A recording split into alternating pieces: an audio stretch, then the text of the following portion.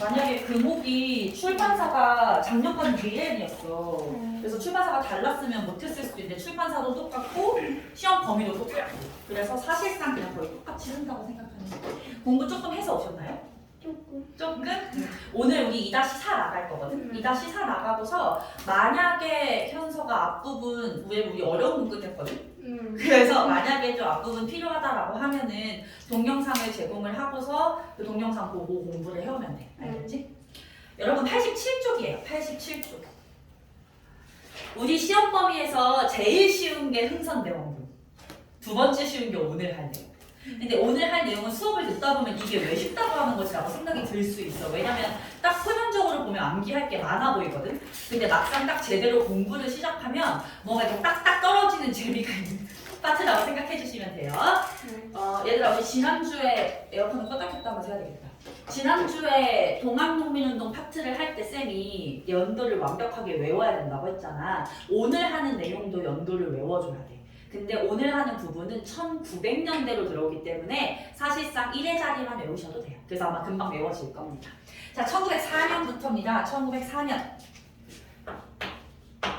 1905년, 1907년, 1910년 이렇게 4개 연도를 배울 거예요, 얘들아. 일본이 드디어 우리나라의 국권을 본격적으로 침탈해가는 과정을 볼 거고요. 당연히 그 과정에서 우리 민족이 가만히 있지 않았을 거 아니야. 그 과정에서 우리 민족이 저항했던 그 민족운동 이렇게 두 가지 갈래로 배운다고 보시면 돼요. 일본의 국권 침탈을 먼저 배우고 나서 그거에 대한 민족운동을 볼 거야. 우리나라는 1910년에 식민지배를 받기 시작을 합니다. 1910년 그 전까지 하나하나 볼 건데 일본이 그냥 하루아침에 땅 하고 들어와서 한국은 우리 땅 이렇게 식민지배를 할 수는 없어. 그래서 차츰차츰 우리의 주권을 하나 둘씩 뺏어가고 사람으로 치면 팔다리를 끊어내고 장기를 뜯어가고 껍데기만 남은 상태에서 식민지배에 들어간다고 보시면 돼요. 그런데 그 주권을 뺏어가는 건 당연히 조약이야. 그래서 오늘 조약들이 많이 나올 거야. 알겠죠? 우리 지난 시간에 했던 것 중에서 청일전쟁. 청일전쟁에서 누가 이기지? 일본이 이기죠. 그러면서 청과 일본이 무슨 조약을 맺죠? 시모노세키 조약을 맺잖아. 시모노세키 조약으로 청은 일본에게 무슨 땅을 주기로 했어? 샤오이와나고 야오둥반도. 근데 그 중에서 야오둥반도를 노리던 나라가 러시아였어. 그래서 그 러시아가 프랑스랑 독일을 데리고 와서 청에게 다시 야오둥반도를 돌려주도록 일본을 압박하잖아. 그 사건을 무슨 간섭이라고 해?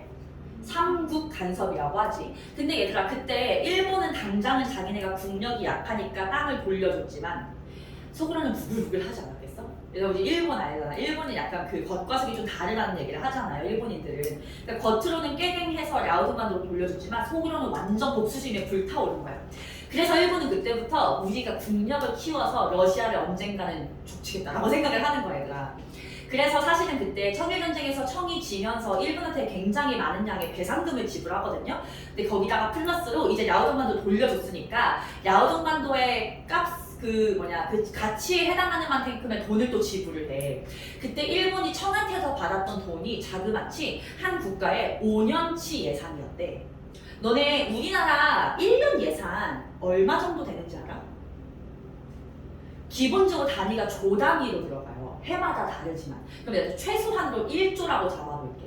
그럼 5년치 예산이란 말은 5조를 받았다는 거잖아. 일본이 청한테서 5조를 받았어. 그러고서 일본은 그 돈을 어디다가 쓰냐면 85%를 다 군대에 때려박아. 뭐 하려고 그런 거게? 러시아 치려고. 복수하려고. 그게 10년이 걸려. 1895년에 청일전쟁이 끝나잖아. 1904년에 러시아를 치면서 러일전쟁이 일어나는 거야. 거기서부터 오늘의 내용이 시작돼요. 아셨죠? 거기 러일전쟁 배경을 보시면 청일전쟁 이후부터 이제 청은 완전히 한반도 문제에서는 나가리가 됐고 러시아랑 일본이 요 지역에서 주도권을 차지하려고 갈등을 시작을 했다는 거죠. 그리고 그 10년 동안 러시아는 원래 국력이 셌고 일본은 차츰차츰 군사력을 높여나가기 시작을 합니다. 자, 그러면서 오른쪽 날개단 내용을 한번 볼게요. 러시아와 일본의 대립. 거기는 별표까지는 아니고 체크 정도 해놓을게. 이 진명여고 시험에서는 이제 이런 걸 좀 시험에 잘 내는 편이야. 그거 알지? 모두 고르시오 문제. 여기서 이런 거 선택지로 넣거든요. 우리 이거 현서가 한번 읽어보자. 러시아는 러시아는 아간 파천으로 대한제국의 정치적 영향력을 확대하는 한편 압력강 하류 용암포에 군사기지를 설치하려 하였다.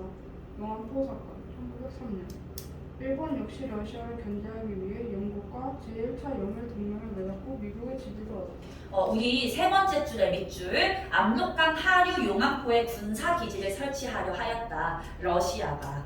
얘들아 독립협회에서 만민공동회를 열어가지고 독립협회가 러시아의 저령도 조차 요구를 저지하잖아요. 그 저령도 조차랑 압록강 하류 용암포 군사기지 헷갈릴 수 있어. 둘 다 러시아가 한 건데 이제 그 시기만 조금 구분해 주시면 돼요. 알겠죠? 그냥 그 압록강 하류 용암포라는 지역에 군사기지 설치하려고 한 거예요. 압록강이 어디냐면 여기거든. 이렇게 백두산 기준으로 이렇게 흐르는 강이야. 그러니까 여기다가 군사기지를 설치하려고 한 거니까 완전히 한반도에 내려오려면 내려올 수 있는 상황인 거지. 그게 이제 일본을 견제하고자 함이었고 일본은 제1차 영일동맹 체크할게요. 제1차 영일동맹. 이거 전부 다 러일전쟁 발발 전이야. 얘들아 우리 지난번에 배웠던 것 중에 그거 기억나십니까? 러시아 고종이 청과 일본을 견제하려고 러시아에 손을 뻗치자 영국이 무슨 사건을 일으켜? 거문도 사건. 영국은 언제나 러시아랑 라이벌이야. 그래서 이때도 이제 영국이 일본을 오히려 돕는다고 생각하면 돼. 왜냐면 러시아는 국력이 세지면 영국을 위협할 정도가 되지만 일본은 아무리 세져봤자 영국을 위협할 정도는 아니라고 생각해서 일본을 돕는 거야. 자, 러일 전쟁이 1904년에 일어나게 되는데요. 얘들아 러일 전쟁에서 굉장히 중요한 내용 중에 뭐냐면 뭐가 하나가 있냐면 러일 전쟁이 터지기 전에 전쟁이 날 것 같다라고 하는 기미가 보였을 거 아니야. 그때 대한제국 황제였던 고종이 거기다가 밑줄 칠게요. 고지에다가 국외 중립을 선언합니다. 고종이 국외 중립을 선언해요.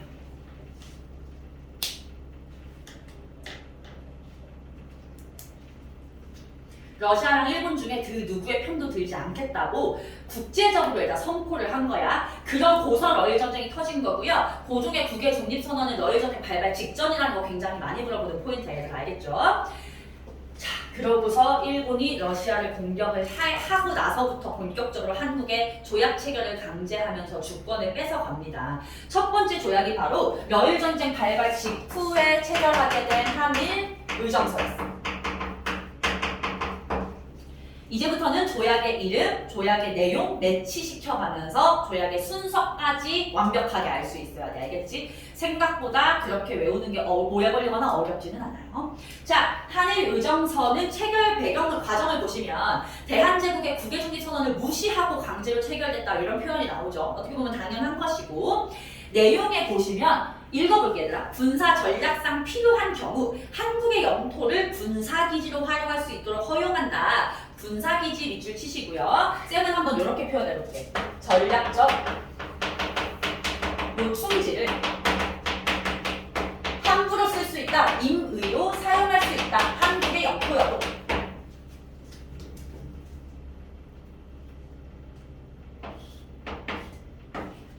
왜냐면 이때 러시아가 여기 있잖아. 일본은 여기 있고 한반도가 러시아랑 일본 싸울 때 가운데에 있으니까 한반도의 영토를 마음대로 쓰겠다는 거야. 이때 일본의 논리는 이거예요. 우리 일본이 동양을 대신해서 저 극악무도한 서양과 싸워주고 있는데 같은 동양국가인 너희는 우리를 위해서 많은 걸 희생해야 되지 않겠니? 우리가 너네 대신 싸워주는 거잖아. 이 논리야. 말도 안 되지만. 그래서 요 조약에 의거해서 일본이 강제로 가져간다. 땅이 바로 독도야.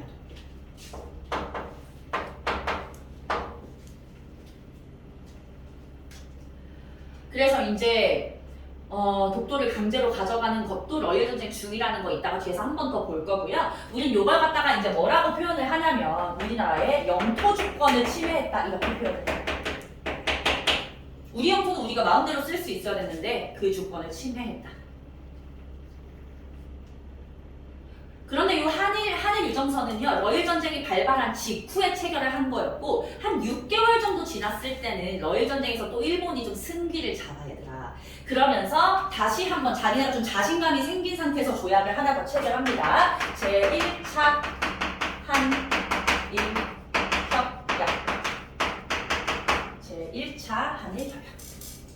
얘들아 제1차 한일협약은 일본이 승기를 잡은 상태에서 체결했다는 거 포인트 잡으시고요. 조약의 내용은 키워드가 고문이야. 고문. 그거 기억나니? 이모들란 이후에 청나라에서 조선에 내정가서 팔려고 고문을 보냈잖아. 마젠창, 웰렌돌프. 그것처럼 얘네들도 조선에 내정 간섭을 하기 위해서 일본에서 보낸 관리를 뜻해. 내정 간섭은 두 개의 분야, 재정 분야와 외교 분야에서 하게 되고요. 재정과 외교에 대해서는 일본이 내정 간섭을 한다 이렇게 되는 것이고, 재정 분야의 고문으로 보낸 사람은 메가타라고 하는 일본인이었고요. 외교 분야의 고문으로 보냈던 사람은 미국인이었던 스티븐스였어요. 스티븐스는 바로 뒤에서 한 번 더 언급된 사람이고요. 메가타는 다음 주 내용에서 굉장히 중요하게 나올 사람이라서 둘 다 이름 완벽하게 외워주셔야 돼요. 알겠죠? 제1차 한일협약으로는 고문을 파견했는데 재정 고문은 메가타, 외교 고문은 스티븐스가 파견되었다. 그리고 얘들아 요 1차 한일협약은 이 고문이 키워드예요. 고문 정치라고 부릅니다. 알겠죠? 내정 간섭. 그리고 전쟁은 1905년에 끝나요. 얘들아 지금 청일전쟁하고 딱 10년씩 차이 나는 거 느껴지십니까? 청일전쟁은 94년부터 95, 러일전쟁은 04에서 05년 이렇게 되는 거야. 근데 얘들아 러일전쟁에서 누가 이기게? 당연히 일본이 이기겠지. 그러니까 우리를 일본이 식민지를 했을 거 아니야. 근데 얘들아 일본은 이미 어떤 경험을 한번 했냐면 청일전쟁에서 이겼을 때 전쟁에서 이기기만 하면 한반도는 내가 먹을 수 있다라고 생각을 했는데 자기네보다 강한 강대국, 러시아, 프랑스, 독일이 나타나면서 제지를 당한 경험이 있잖아. 그래서 러일 전쟁을 끝내기 전에 일본이 그게 걱정됐어. 만약에 러시아랑 전쟁 끝냈는데 러시아보다 강한 국가인 영국이나 미국이 껴들면 어떡하지? 이 걱정이 든 거야. 그래서 전쟁 끝내기 전에 아주 잽싸게 미국하고 영국하고 조약을 해줘요. 우리 이제 뭐 러일 전쟁 끝낼 건데 우리가 러시아 힘 약화시켜줬잖아. 내가 한반도 먹어도 되지? 이거에 대한 허락을 받는 거야. 그 조약이 바로 거기 나와 있는 내가 제목으로는 열강의 한국에 대한 지배권 인정이라고 써놨는데요. 가스라테프트 미락과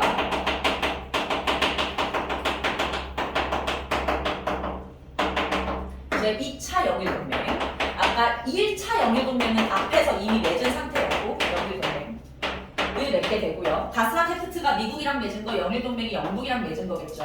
둘 다 러일 전쟁 끝나면 한반도는 일본이 식민지배 해도 돼. 우리가 뭐라고 안 할게 라고 하는 내용이었어. 그러고서 요거까지 맺고 나서 러일 전쟁을 끝내는 거야. 러일 전쟁이 끝나고서 러시아랑 일본이 맺었던 조약이 바로 포츠머스 조약입니다. 러시아도 마찬가지. 전쟁에서 졌으니까 할 말이 뭐가 있겠어. 앞으로 한반도 문제에 우리 러시아는 개입하지 않을게 라고 하는 거죠. 그럼 얘들아 지금도 그렇지만 이때도 전 세계 미국, 영국, 러시아보다 강한 국가는 없어요. 그러니까 얘네가 인정을 해주면 더 이상 일본을 막을 나라는 없는 거지. 그럼 일본은 이제부터 완전 가속 페달을 밟는 거야. 한국을 식민지배하는 데 있어서. 요때 체결한 조약이 바로 을사늑약입니다. 을사늑약 전체 거예요.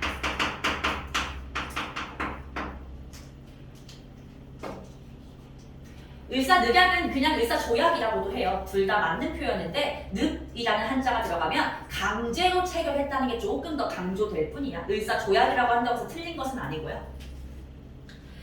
을사늑약 1905년 11월에 체결을 했습니다. 체결 과정 첫 번째 줄 보시면 열강으로부터 한국의 지배를 인정받고 요거 얘기하는 거죠. 이렇게 해서 인정을 받은 상태에서 한국에 대한 보호국화 작업을 추진해요. 보호국화 네모하시고요. 일본이 자신들의 침략 의도를 숨기는 표현입니다. 조선이란 나라가, 대한제국이란 나라가 뭔가 좀 부실하니까 가까운 이웃국가인 우리 일본이 걔네를 보호해주려고 하는 거야 라고서 포장을 하는 거고, 우리는 이 보호국이라는 표현을 뭐라고 받아들일 거냐면 절반은 식민지가 됐다, 반식민지라고 받아들일 겁니다.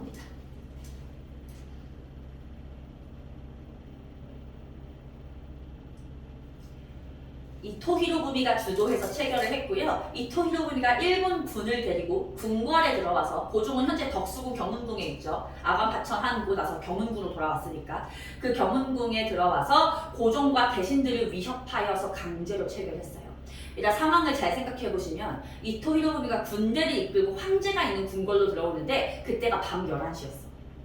말도 안 되지. 이때는 일단 가로등이 있는 시절도 거의 없던 시절이잖아. 근데 그 어두컴컴한데 들어가가지고는 강제로 군사를 동원해서 체결을 하는 거야.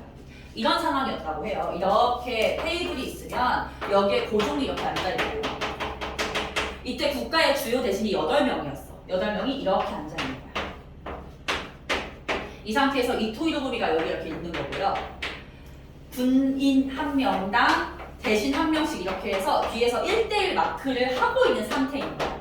내가 이렇게 앉았는데 내 뒤에 일본 군인이 일본 군인 아니지만 일본인들은 궁궐에 들어가서 명성황후까지 시해한 전적이 있는 미친놈들이야. 걔네가 들어가서 총과 칼을 들고서 내 뒤에 있어. 그 상태에서 을사늑약 체결에 반대하며 손들어 이렇게 된 거야. 엄청난 위협이죠. 이때 고종은 끝까지 엄청 격렬하게 반대를 했대. 그래서 고종은 아예 다른 방에 데려가서 격리를 시켜버리고 이 8명한테 찬성 반대 투표를 실시를 한 거예요. 그 결과 8명 중에 5명이 찬성을 합니다. 3명이 반대했지만 과반수가 찬성했다는 이유로 통과된 게 바로 을사늑약이야. 이 체결 과정 자체도 말이 안 된다는 게 느껴지시죠? 을사늑약은 불법이야 얘들아. 이렇게 체결하면 안 돼. 어쨌든 간에 일단은 강제로 체결했다라는 거 체크를 하시고요. 날개단에 을사오적이라는 단어 한번 봐볼게요. 날개단에 이 을사늑약 체결에 찬성한 이 5명을 을사년의 국가의 적 5명이라고 해서 을사오적이라고 부르는 거야. 사람 이름 보시면 박재순, 이완용, 권중현, 이지용, 이근택. 너무나 익숙한 이완용이 있잖아요. 근데 이완용 말고 이 4명도 똑같은 놈들이라는 거야. 아셨죠? 자, 그러면서 돌아와서 그러면 도대체 을사늑약은 어떤 내용을 가진 조약이었느냐? 을사늑약으로 우리나라의 외교권을 박탈해 갑니다. 외교권 박탈.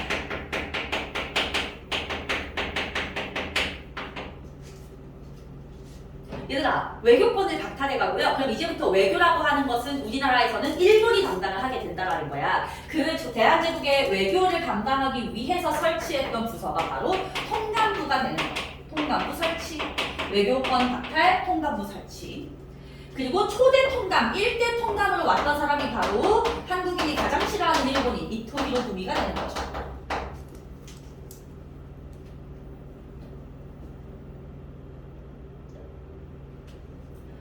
외교권을 박탈해 간 게 얘들아 딱 얘기만 들었을 때 그렇게 심각한 상황 같이는 안 들리잖아. 얘들아 쌤은 그랬거든요. 외교권 뭐 그냥 외교권 박탈 이렇게 그냥 아무 느낌 없이 배웠던 것 같아. 근데 얘들아 외교권을 박탈하면 어떤 상황이 벌어지냐면 일단 여러분들이 여권을 발급받을 때 어디로 가야 돼? 대한제국의 외교부가 아니라 통감부로 가야 돼. 그럼 여권을 제대로 발행해 주겠어? 비자 같은 거 되게 까다롭게 발급해 주듯이 너 왜 가는데? 엄청 뭐 예를 들어 독립운동 하려는 거 아니야? 이렇게 되게 까다롭게 하겠지. 근데 우여곡절 끝에 여권을 받았어. 여권을 받아서 외국에 나간다. 그러면 외국에 나가서 내가 아무리 외국인들을 상대로 나는 한국인이다, I'm Korean 하고 외쳐도 내 여권이 내 아이덴티티를 보여주잖아. 내 여권을 보면 사람들은 너 일본인이잖아. 이렇게 된다는 거죠. 그래서 사실상 국권을 뺏긴 거나 다름없다라고 봤어. 지금도 그렇게 보고 요 당시에도 국권의 절반을 뺏겼다고 봤어요. 그래서 이걸 반식민지라고 얘기를 하는 거야. 알겠죠? 이거 굉장히 지금 심각한 상황이고요. 그렇기 때문에 아래 바로 3번 보시면 을사늑약 반대투쟁이 거세게 일어나는 거야. 아주 거세게. 얘가 지금 연도에 1906년이 빠져있는 이유가 뭔지 알아? 1906년에 일본이 아무것도 못해요. 을사늑약 반대투쟁이 너무 심하게 일어나서. 그 정도로 지금 을사늑약이 심각한 상황이었다는 거야. 자, 을사늑약 반대투쟁 한번 보도록 할게요. 항일운동 첫 번째 줄 전현직 관료나 양반 유생들은 반대 상소문을 올려요. 원래 유생들은 황제한테 건의할 거 있으면 상소문 쓰잖아. 그치? 그러고서 두 번째 줄 민영환, 조병세라는 분들은 을사늑약의 불법성에 항의하면서 자결하셨어요. 요즘 이분들도 꽤 시험에 많이 나오는 추세예요. 얘들아. 예를 들면 민영환을 민영익으로 바꿔서 낸다거나 주관식 나오는 학교 주관식으로 낸다거나 하는 추세여서 이걸 잘 보셔야 돼요. 민영환, 조병세. 상인들은 철시 운동을 해요. 철시는 시장 문을 닫는다는 뜻으로 우리 흔히 생각하는 파업이라고 생각하시면 돼요. 학생들은 동맹 휴학을 합니다. 다 같이 학교를 빠져요. 다 같이 학교 빠지면 좋을 것 같니? 좋을 것 같지만 이때는 의무교육이 아니잖아. 학교를 다닌다는 것 자체가 특권이거든. 근데 그걸 버리겠다는 거야. 그러니까 이거는 나의 특권을 내려놓는 굉장히 강력한 저항의 방식이라고 생각해 주시면 되고요. 전국적으로 의병활동도 전개되는데 의병활동 우리 뒤에서 배울 겁니다. 그리고서 황성신문 별표 할게요. 황성신문. 우리 2-6 소단원에서 신문들 되게 중요하게 나오거든요. 그때 황성신문 한 번 더 언급될 건데 을사늑약의 부당성을 규탄하는 시일야 방성대국이라는 글을 실었어요. 시일야 방성대국.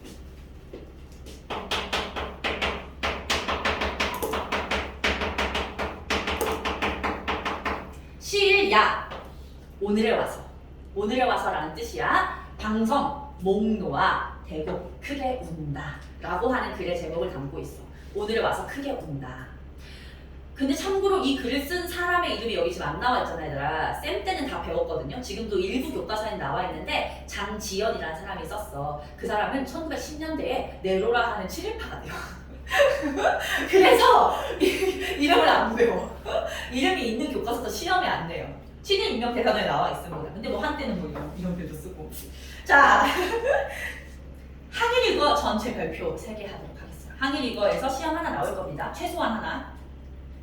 얘들아, 의거라고 하는 건 뭐냐면 너네가 아는, 예를 들면 안중근 의사가 누구를 죽였어? 이토 히로부미. 그리고 윤봉길 의사는 뭐 했죠? 도시락 폭탄 던졌잖아. 그런 걸 의거라고 해. 다대다로 싸우지 않아도 나 한 명이어도 큰 타격을 줄 수 있도록 주요 인물을 암살하거나 주요 기관을 폭파시키는 것을 의거라고 해요. 그 의거 활동을 볼 텐데 일단 나철과 오기호, 나철, 오기호 뒤에서 한 번씩 더 언급될 사람들인데요. 이 사람들은 을사오적을 죽이기 위해서 자신회라고 하는 을사오적 암살단을 조직해요. 을사오적 암살단이다. 암살단. 약간 원피스에나 나올 것 같은 단어인데 을사오적 암살단이에요.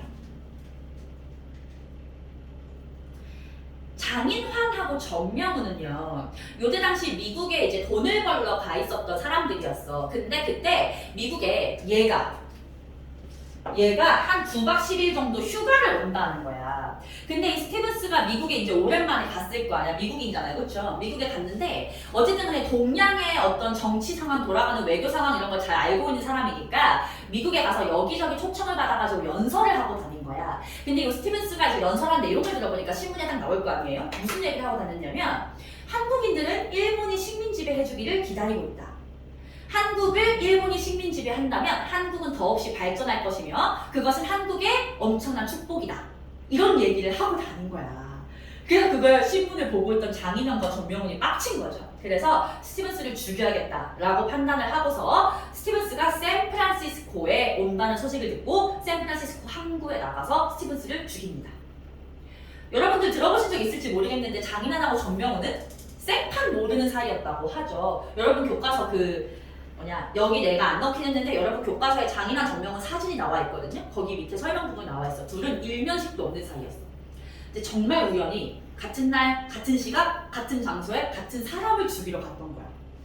진짜 신기하지 않니? 그래서 이거 옛날에 막 신비한 TV 서프라이즈 이런 데도 나왔었는데 스티븐스가 이렇게 있으면 장인환이 여기 있고 정명훈이 정반대쪽에 있었대. 그래서 장인환이 딱 총을 쐈는데 그게 스티븐스를 비껴나가면서 정명훈의 어깨를 쏴요. 그래서 정명훈이 어깨를 부상당한 상태에서 쏜 총에 스티븐스가 죽어. 되게 신기하지 않니 얘들아? 그래서 장인환은 정명훈을 다치게만 했으니까 상해죄로 경찰에 끌려가고요. 정명훈만 살인죄를 얻게 돼. 그래서 둘 다 감옥에 끌려가서 13년형인가를 받고 되게 미국은 형이 세니까 그랬는데 안창호 들어보셨죠? 안창호를 비롯한 미국 교민들이 돈을 모아서 보석금을 마련해줘가지고 두 분 다 생각보다 빨리 풀려나긴 했어. 이 두 분을 도우려는 움직임으로 미국에 사는 한국인들이 뭉치면서 미국에서 독립운동이 더 거세지는 배경이 되기로 했어요. 자, 세 번째 안중근, 모르면 간첩이지. 이토 히로부미를 사살했죠. 하얼빈에서. 근데 얘들아, 이토 히로부미를 안중근이 죽이기 전에 이토 히로부미 죽이려고 준비를 하던 사람이 있었어. 그 사람이 거기 나와 있는 이재명이에요. 이재명이란 분이 이 이토 히로부미 죽이려고 막 준비를 하고 있는데 안중근이 먼저 죽였다는 거야.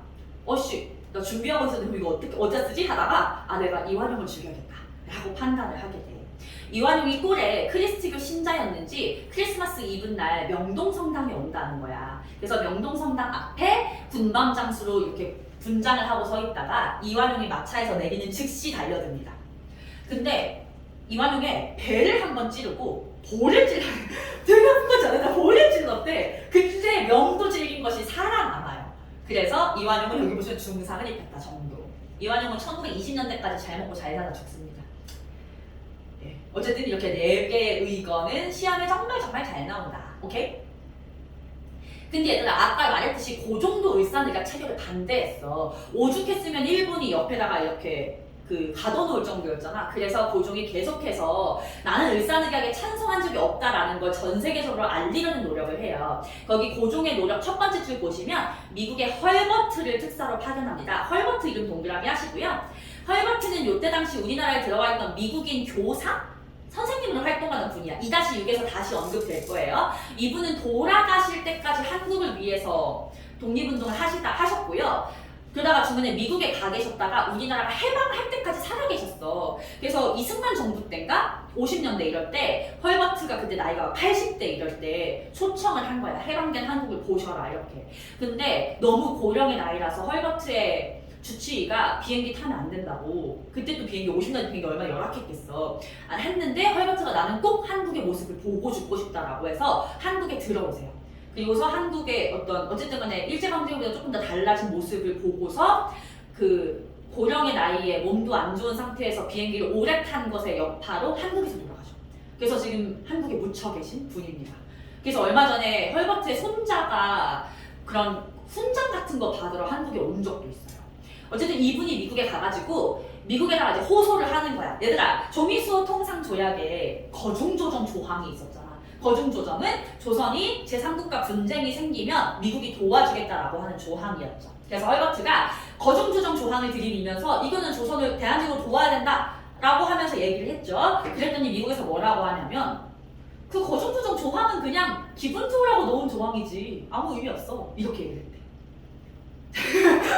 그러고서 우리의 얘기 들어주지 않았고요. 아까 가스라테프트 미락 배웠잖아. 요 미락이라는 말 자체가 비밀로 맺었다는 뜻이거든요. 우린 이걸 몰랐던 거야. 미국은 일본 편이었죠. 그래서 어쨌든 헐버트가 허탕을 치기는 했는데 헐버트가 그렇게 미국에 가 있는 상태에서 어떤 소식을 듣냐면 네덜란드에 있는 헤이그라는 도시에서 만국 평화회의가 열린다는 거야. 헤이그에서 모든 나라가 모여서 평화에 대해서 논의하는 회의니까 여기에다가 우리가 사람을 좀 보내보면 어떻겠냐는 제안을 고종에게 하는 거죠. 그래서 고종이 헤이그에 갈 특사를 꾸려서 급하게 보내게 되고 우린 그분들을 헤이그 특사하게 됐어요. 자, 헤이그 특사 나에게는 사진도 있어요. 사람 이름까지 외워주셔야 돼요. 이준, 이상설, 이위종 이렇게 세 분이 있습니다. 여기서 맨 가운데에 있는 이상설이라는 분이 굉장히 외국어에 능통했대요. 뭐 프랑스어도 하고 이렇게. 그래서 이제 이분을 주축으로 해서 여러 언론사와 인터뷰를 하기도 했지만 얘들아, 강대국주는 전부 다 일본 편이야. 당연한 거 아니겠어? 걔네도 다 식민지를 한두 개 갖고 있는 게 아닌데 걔네가 우리 편 들어주면 걔네 식민지도 독립하려고 할 거 아니야.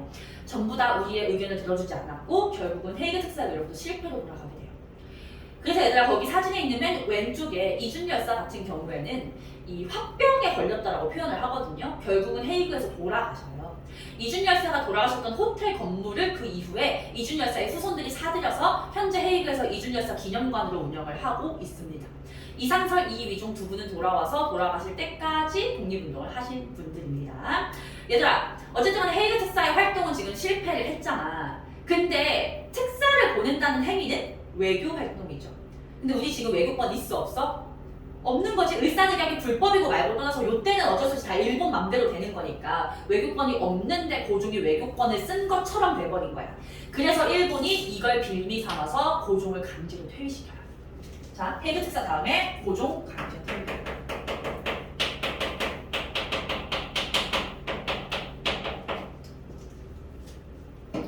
그리고서 고종의 아들이었던 순종이 즉위를 하게 됩니다. 대한제국의 마지막 황제죠. 근데 얘들아, 너네가 얘기를 들어본 적이 있는지 모르겠는데 순종 같은 경우에는 정신이 좀 온전치 않은 분이었어. 너네 고종이 즐겨 마셨던 음료수 뭔지 아십니까? 커피를 엄청 좋아했대. 특히 을미사변으로 명성황후가 죽었을 때쯤부터 해서는 일본이 자기가 자는 중에 죽이러 올까봐 잠을 안 자려고 하루에 수십 잔을 마셨대. 근데 이때는 커피가 어린아이들에게 안 좋다는 인식이 없었을 때라서 항상 나이 어린 순종을 앉혀놓고, 그때 순종이 8살, 10살 정도? 순종 앉히고 항상 같이 마셨던 거야. 근데 그때쯤에 한 동학농민운동 끝나고 얼마 안 됐을 시점에 이제 고종을 싫어했던 고종의 반대파가 고종을 죽이기 위해서 커피에다가 독을 타요. 근데 고종 같은 경우에는 어른이니까 뭐 냄새나 뭔가 색깔이나 이런 게 이상하다라고 해서 바로 눈치채고서 버렸는데 순종은 너무 어렸으니까 그것도 모르고 그냥 다 마셔버린 거야. 그래서 거의 죽기 일부 직전까지 갔다고 해. 그런데 겨우 살아나긴 했으나 그날 이후로 정신 연령이 자라지 않은 것으로 판단돼요. 물론 그때는 의학적인 소견이 없었지만 오늘날 시각으로 다시 한번 진단을 내렸을 때는 아마 정신 연령이 많아봐야 8살 정도? 그러니까 순종이 황제가 됐다는 거는 우리나라에 황제가 없는 거나 마찬가지인 상황인 거지. 근데 얘들아, 순종이 아무리 정신이 좀 온전치 못하다고 해도 자기가 황제가 되는 상황이 부당하다는 건 알고 있었어. 그래서 황제 즉위식 날 절대 나가지 않겠다고 방에서 뻗치거든요. 이때 일본이 어떻게 했을 것 같아? 황제 즉위식에 순종이 나가지 않겠다고 막 버텨. 강제로 끌고 나갔을 것 같지. 근데 놀랍게도 강제로 끌고 나가지 않았어.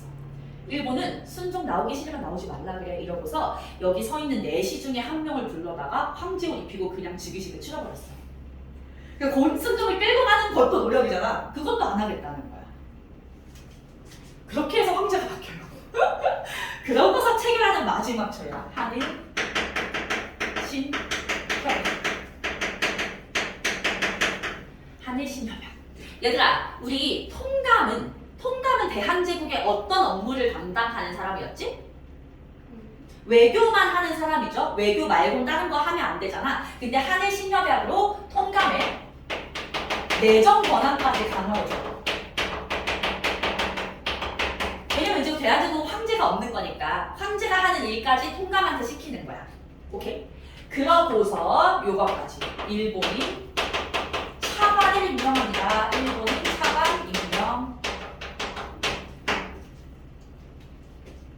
차관 뭔지 알지 얘들아? 교육부 장관 있으면 그 밑에 차관 있잖아. 대한제국의 행정부의 2인자를 다 일본인을 앉히겠다는 거야. 여기선 차관이 키워드예요. 그래도 장관은 한국인이니까 괜찮은 거 아닌가요? 맞게 틀리게? 틀리죠? 그 한국인 장관은 이완용이잖아 얘들아. 장관은 친일파, 차관은 일본인. 행정권을 완전히 마비를 시킨 거지. 오케이. 그러고서 바로 5번에 추가 국권 신탈 보시면 대한제국의 군대까지 강제로 해산시켜요. 얘들아 여기까지가 1907년의 상황입니다. 군대 강제 해산까지가 1907년. 그래서 대한제국은 군사적으로 일본의 침략에 대응도 못 해보는 거야. 그러고서 얘들아 나머지는 연도까지 외울 필요는 없고 그냥 순서대로 사법권을 먼저 강탈하고요. 경찰권까지 박탈합니다. 자 봐봐 순서대로 영토주권을 장악하고 내정 간섭을 시작하고 외교권을 박탈하고 행정권을 박탈한 뒤에 군대 없애고 사법권, 경찰권. 더 이상 대한제국은 스스로 할 수 있는 게 없어. 이렇게 만들어 놓은 상태에서 그냥 강제 병합을 해버리는 거야. 알겠죠? 마지막 한일 병합입니다. 그리고 우리는 일본의 식민지가 됩니다. 1910년 8월 29일이에요. 됐어? 그래서 요거는 그냥 외워주시면 되는 파트인데 얘들아 여기서 1907년만 조금 주의하세요. 1907년이 순서를 조금 많이 물어본다. 요 안에서. 그래서 헤이그 특사, 고종 퇴위, 한일 신협약, 군대 해산 이렇게 4개 사건이 한 해에 일어난 사건이라는 거 잘 정리해 주시면 돼요. 여백에다가 써놔도 될 것 같아. 1907년.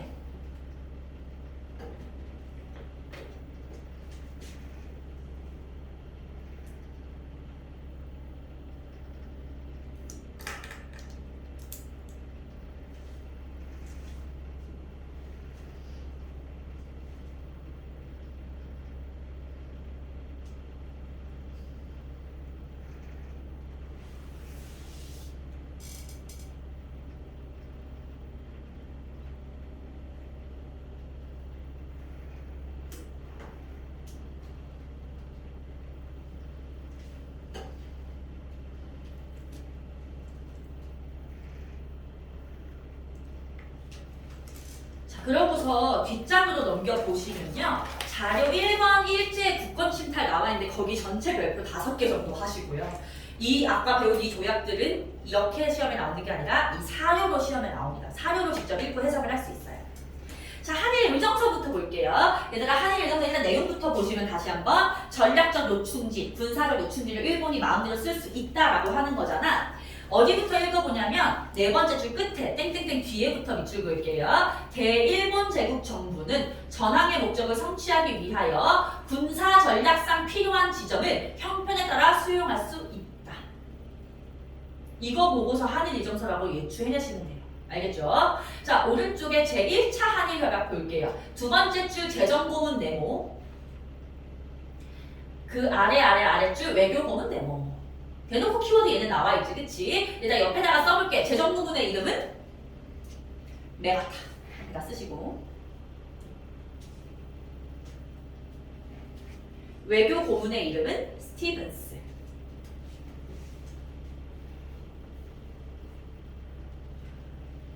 현수야, 미안한데 옆에 촬영 잘 되고 있는지 확인해 줄 수 있니? 잘 되고 있어. 오케이. 가끔씩 감 꺼질 때가 있어가지고. 오케이. 자, 을사늑약 볼게요. 을사늑약 대한제국의 우승권 박탈. 우승권? 외교권 박탈. 그리고 통감부 설치잖아. 우리 을사늑약의 2번을 채원이가 한번 읽어보자. 일본국 정부는. 일본국 정부는 한국과 타국과 함께하는 조약의 실행을 원수한 인물을 담당하고 한국 정부는 그 위에 일본국 종료의 중개를 거치지 않고서는 국지적 성질을 가진 어떤 조약이나 약속을 맺지 않을 것을 서로 약속합니다. 이게 왜 외교권인지, 외교권 박탈인지 한번 보자. 얘들아, 봐봐. 밑에서 두 번째 줄. 국제적 성질을 가진 어떤 조약이나 약속을 맺는 것이 외교죠. 그쵸? 국제적으로 조약을 맺는 거니까. 근데 세 번째 줄 보시면 일본국 정부의 중개를 거치지 않고서는 외교를 할 수 없다라고 얘기를 하고 있잖아. 그래서 외교권 박탈인 거야. 알겠죠? 키워드는 중개입니다. 중개. 일본국 정부의 중개를 거쳐야만 국제적 성질을 가진 조약을 맺는 외교 행위를 할 수 있다. 이건 대놓고 키워드가 나온 게 아니어서 조금 어려울 수 있어요. 3번을 현서가 한번 읽어볼까? 일본국 정부는 일본국 정부는 그 대표자로 한국 황제폐하의 고려하에 한 명의 통감을 두되 오로지 외교에 관한 상황을 관리하기 위하여 경성에 주재하고 친히 한국 황제폐하를 아련할 권리를 가진다. 자, 두 번째 줄 통감 동그라미 하시고 통감. 통감은 오로지 외교에 관한 사항을 담당하기 위해서 한국에 있겠다는 거잖아. 그치? 근데 얘들아, 우리 한일 신협약으로 통감의 내정 권한을 강화했었잖아. 오른쪽 사료 한일 신협약 보고서 한번 확인해 보도록 할게요. 1번, 한국 정부는 시정 개선에 관하여 통감의 지도를 받는다. 밑줄 시정 개선. 2번, 한국 정부의 법령 제정 및 중요한 행정상 처분은 미리 통감의 승인을 거친다. 법령 제정 및 중요한 행정상 처분 밑줄. 4번, 한국 고등관리의 임면은 통감의 동의를 얻어야만 한다. 고등관리의 임면 밑줄. 얘들아, 시정 개선이 무슨 뜻이냐면 현재의 정치 상황을 개선한다는 뜻이야. 말 그대로. 현재의 정치 상황을 개선한다. 얘들아, 모든 정치 행위는 정치 상황 개선하려고 하는 거 아니야? 그치? 그러니까 한마디로 말하면 시정 개선은 모든 정치 행위를 말하죠. 근데 그거를 통감의 지도를 받아야 된대.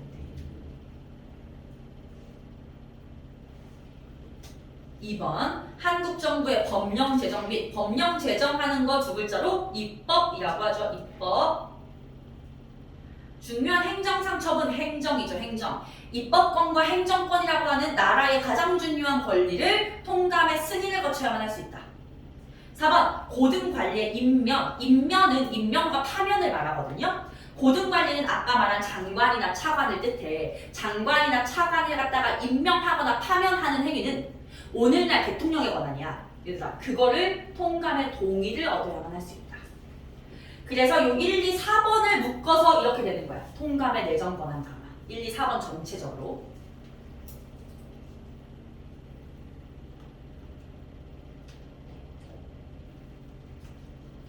그리고 5번, 한국 정부는 통감이 추천하는 일본인을 한국 관리로 임명한다 라고 할 때 얘들아, 요 한국 관리가 차관을 얘기해요. 차관.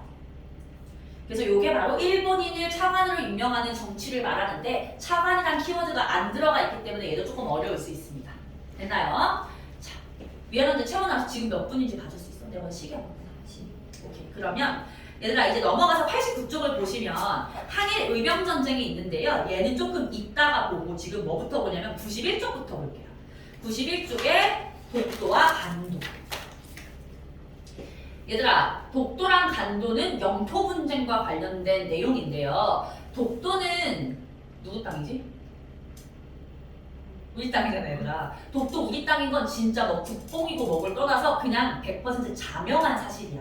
그 누구도 근거를 갖다 대면서 독도가 일본 땅이라고 할 수가 없어요. 일본도 근거 부실한데 그냥 우기는 거야.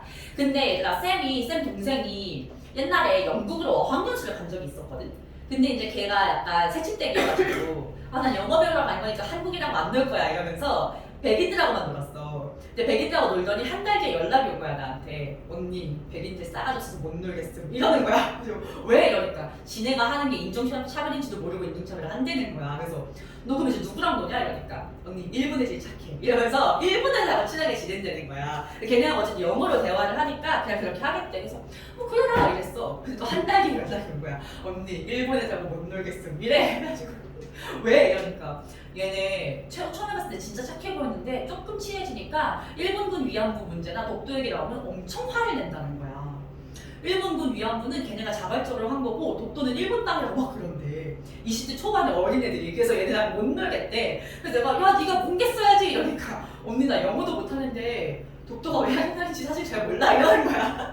그래서 교과서에서 너 이런 거에 가르치는 이유는 그거야. 너네가 향후에 외국에 나가서든 어디서 왜 일본인을 만나서든 이런 얘기를 하게 됐을 때 내가 알아야 얘기를 할 수 있을 거 아니야. 이 교과서 만드신 분들은 여러분이 영어를 잘한다는 걸 전제를 하고 계세요. 그러니 너희들의 영어 실력을 발휘하여 이거를 근거로 대라고 가르치는 거야. 알겠지? 독도가 한국 땅이 아닌 근거는 없다고 보시면 돼요. 근데 독도가 왜 한국 땅인지 알아보자라고 하는 취지에서 봅시다. 일단 독도의 역사적 연원은 일단 가볍게 볼게. 독도는요 원래 우리나라 땅이 아니었다가 신라 지증왕 때 신라 장군 이사부를 보내서 우산국을 복속했죠. 그때 우산국이 울릉도와 독도를 의미하고 그때부터 우리 땅이라는 거야. 신라 시대부터 6세기부터. 그리고 조선시대를 보시면 세종실록 지리지라고 하는 세종대왕 때 쓰인 책에서 이 울릉도랑 독도에 대해서 이런 식으로 언급을 했대요. 뭐 두 섬은 거리가 멀지 않아, 날씨가 맑으면 서로 바라보인다 이런 기록. 그래서 우리 영토가 아니면 굳이 이런 거를 조사해서 기록했겠어? 그러니까 이건 세종대왕 때 우리 영토로 관리를 했던 근거를 보여주는 거죠. 그리고서 조선 숙종 때, 숙종 얘다 기억나십니까? 숙종 한국 그 사람 때 일본 어민들이 자꾸 독도 쪽 바다에 들어오는 거야. 이 독도 쪽에 어종이 좋잖아 얘들아. 그래서 빡친 어민 한 분이 일본으로 직접 건너가죠. 누구? 안용복. 자, 안용복 이름은 동그라미. 안용복은 시험에 나올 만합니다. 일본에 건너가서 일본 정부의 수장을 불러다가 야 니네 나라 어민들이 우리나라 독도에 자꾸 오니까 못 오게 막아라 라고 얘기를 한 거야. 근데 얘들아 이게 국가에서 정식으로 어떤 사실을 보낸 게 아니잖아. 그럼 일개 어부주주에 와서 하는 거면 일본 입장에서는 막 뭐라고 할 법도 하잖아요. 근데 바로 꼬리를 내리고 미안하다고 했다는 거야. 너네는 앞으로 못 가게 막을게. 이 말은 에도막부 시기에 독도가 조선 땅이라는 거 완벽하게 인식하고 있다는 걸 보여주는 거야. 자, 그 다음에 일단 개항 이후부터는 조금 주요하게 보셔야 돼요. 태정관 지령 체크. 얘들아 태정관은 일본의 행정부 중에서 가장 높은 곳이야. 지금으로 치면 대통령이 속해 있는 행정부야. 알겠죠? 그러니까 일본의 가장 높은 기관인 태정관에서 이런 발표를 한 거야. 울릉도와 독도가 일본과는 관계없는 땅임을 명심하라. 근데 얘들아 너네 알지? 강화도 조약에서 강화도 조약 내용 잘 떠올려봐. 영사재판권하고 해안 침략권 넣었고 게다가 강화도 조약 구속 조약으로 우리나라의 경제적으로 침탈하려고 다 넣어놨잖아 얘들아. 이미 일본은 강화도 조약을 맺을 때부터 우리나라를 장기적으로 침략할 생각을 하고 있었거든. 근데 이 태정관 지령이 발표된 1877년은 강화도 조약 다음 해예요. 조선을 침략할 생각을 갖고 있었음에도 불구하고 독도가 한국 땅이라고 했다는 거야. 무슨 말인지 알겠어? 그러니까 계속해서 지금 독도가 일본 땅이라는 근거는 역사적으로 보이지 않는다는 거야.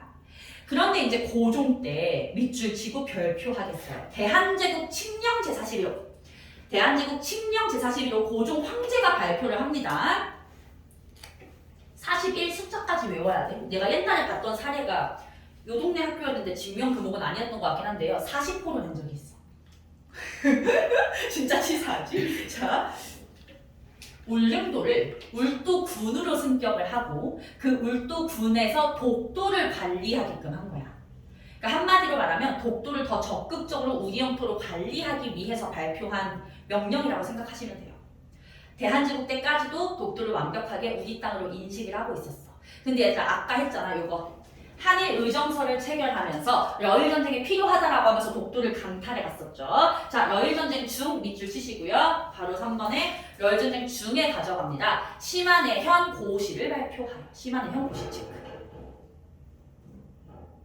갑자기 뜬금없이 심한해현 고시를 발표해서 독도는 일본 땅이다라고 선포를 한 거야. 근데 얘들아, 심한해현 고시는 우리한테 익숙하게 좀 바꿔보면 어떤 느낌이냐면요. 경상도지사 발표야. 경상도지사. 근데 우리는 그 몇 년 전에 대한제국 칙령을 발표했잖아요. 원래 너네 그런 말 들어본 적 있지? 헌법 밑에 법률이 있어서 법률은 헌법을 어기면 안 되잖아. 그런 것처럼 이런 조약이나 법, 이런 그 각국에서 발표하는 명령 같은 것도요. 그 급이 맞아야 효력을 발휘할 수 있어. 근데 우리가 대한제국 칙령을 황제가 발표해가지고 어떤 독도를 우리 땅이라고 얘기를 했으면 일본의 이러한 주장이 법적인 효력을 발휘하려면 얘네도 천황이 발표했어야 돼. 근데 천황이 아니라 더 낮은 급의 경상도지사가 발표했으면 애초에 이거는 효력이 발휘될 수가 없어. 법적으로 그래요. 근데 이때 을사늑약책을 어쩌고 저쩌고 해서 우리는 아무런 대응을 할 수 없는 상황이었기 때문에 무대응으로 넘어갔다는 거야. 근데 사실은요, 우리나라 해방되고 나서 일본이 다 인정했어. 전부 다 이거 다 무효이고 독도는 한국 땅이라고 인정했어요. 일본이 미국한테 그걸 보낸 문서도 있어. 근데 오늘날 와서 갑자기 우기는 거야. 거기 뭐 밑에 천연가스 어쩌고저쩌고 하면서. 알겠죠? 그래서 일본이 독도가 자기네 땅이라고 우기는 건 정말 아무 근거가 없다. 그렇게 알고 있으면 돼. 알겠지? 그래서 얘들아, 일본 같은 경우에는 이 독도 문제를 국제사법재판소로 끌고 가고 싶어 해요. 일단 사법재판소로 끌고 간다는 거 무슨 말인지 알겠어? 법정 다툼을 하고 싶어 하는 거야. 근데 우리는 법정 다툼을 원하지 않아. 왠지 알아? 우리 거니까. 우리 거니까. 내가 만약에 여기서 차원이 핸드폰을 가져갔어. 그러고서 야 법정에서 만나 이래. 말이 돼 안 돼? 안 되잖아. 왜? 채원이 거니까 그냥 내가 돌려주면 끝날 일이잖아. 그쵸? 그런 거야. 그래서 우리는 사법재판소에 보내기를 원하지 않는다. 그래서 만약 관련된 기사 같은 걸 보게 되면 일본은 그 떠저런다 이렇게 하고 넘어가시면 돼요. 알겠죠? 자, 간도 볼게요. 간도. 간도는 내가 지도를 좀 그려야 돼서.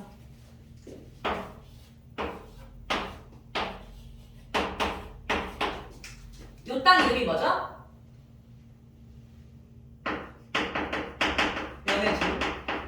연해주 무슨 어느 나라 땅? 러시아 땅이지, 그치? 얘들아, 이 땅의 이름이 뭔지 알아? 만주. 광개토대학 연구대학교, 그치? 얘들아, 만주 땅은 굉장히 넓잖아. 그래서 이 만주 중에서도 우리 영토랑 가까운 땅을 간도라고 불러요. 간도랑 연해주라고 하는 지명은 여러분 2학기 때까지 계속 중요하게 나올 거라서 반드시 익혀놔야 돼. 알겠죠? 간도는 사이간자를 써서 만주와 한반도 사이에 있는 땅이란 소리야. 요 간도 땅은 옛날부터 중국과 우리나라의 경계를 뚜렷하게 하지 않고 그냥 사람들이 어울렁 살아왔어. 그래서 약간 국경의 의미가 없는 그런 사회였다고 생각하시면 돼요. 근데 청나라가 갑자기 조선 숙종 때 야, 우리 국경을 정하자 라고 얘기를 한 거야. 그래서 그때 세운 비석이 거기 체크해보시면 백두산 정계비입니다. 백두산 정계비. 요번 너네 1학기 중간고사 시험범위에 잠깐 언급된 적은 있었던 비석이야 얘들아. 백두산에다가 세웠고요. 경계를 정하는 비석이란 뜻이거든요. 근데 이 백두산 정계비에 조선과 청의 국경을 어떻게 정해놨냐면 압록강과 토문강을 경계로 한다 이렇게 적혀있어요. 얘들아, 압록강은 이 강을 압록강이라고 해요. 그리고 얘들아, 이 강을 두만강이라고 하거든요. 오늘날 북한과 중국의 경계는 압록강과 두만강이야. 토문강은 어디 있냐면 백두산에서 이렇게 위로 올라가는 강 중에 토문강이 있어. 그러면 압록강과 토문강을 경계로 한다라고 하면 이 빨간색 땅은 우리 땅인 거야 얘들아. 원래 우리 땅이었어요. 여기만 중국 땅이고. 오케이? 그렇게 해서 살아오다가 19세기 가서 19세기 얘들아, 청이 어느 나라한테 개항하죠? 청은 영국한테 개항하지 아편 전쟁에서 지면서 그때부터 청은 서서히 국력이 약해지고 일본한테도 지고 이런단 말이야. 그러니까 얘네가 마지막으로 자존심 세운 나라가 조선인 거야. 그래서 갑자기 조선한테 야 너네 여기서 나가 이러는 거야. 여기 우리 땅인데 이러니까 야 너네가 뭘 잘못 오해한 것 같은데 이러면서 백두산 정계비의 해석을 다시 해주기 시작해요.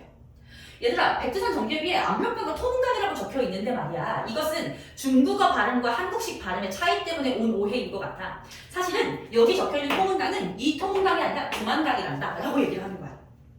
두만강과 토문강의 중국식 발음이 같아서 비슷해서 온 오해라면서 갑자기 토문강이 아니라 두만강이 우리와 중국의 경계라고 웃기기 시작한 거예요. 점점 이웃나라를 잘못 뒀다는 생각이 들지 얘들아. 자 그거 바로 이번에 간도기속 문제라고 해요. 간도기속 문제 봐볼게. 19세기 후반 간도로 이주한 사람이 많아지면서 간도 귀속을 둘러싼 분쟁이 발발했고요.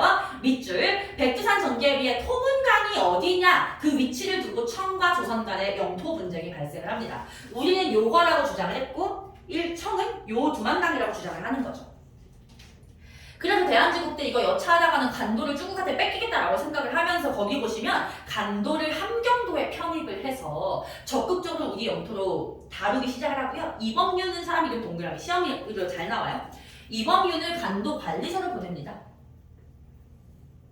참고로 중요한 건 아니긴 한데 이범윤은 우리 아까 배웠던 헬기 특사의 이상설의 큰아버지였어요. 이분도 돌아가실 때까지 독립운동을 하셨던 분입니다. 어쨌든 간에 그렇게 해서 간도, 요 지역에 사는 사람들을 우리 백성으로 굉장히 적극적으로 다스리려고 한 거야.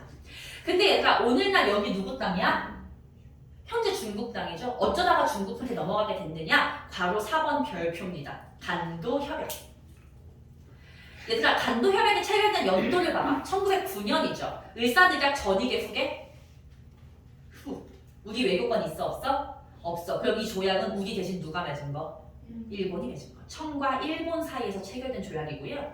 일본이 밑줄 남만주 철도 부설권과 탄광 채굴권을 받는 대가로 간도를 청에게 넘겨줍니다.